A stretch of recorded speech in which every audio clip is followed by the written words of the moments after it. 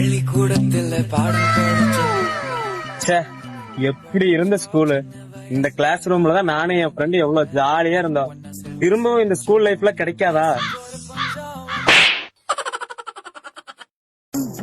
ஏண்டாங்க பாட்டி உடம்பு சரியில்லாம இருக்குது, சீரியஸா இருக்குது, மாத்திரை வாங்கிட்டு வாடான்னு சொல்லி தாட்டி விட்டான். இங்க நீ யாரு கூட தன்னை போல பேசிட்டு இருக்கிற?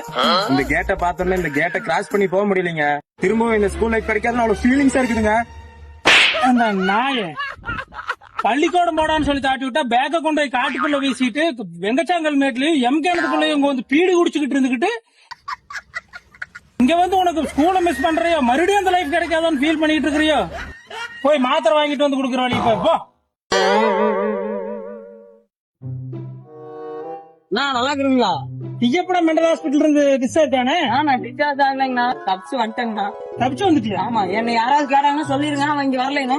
லாரிடா இப்படி நானதில்லை, புத்தி மாறி போனதில்லை, முன்ன பின்ன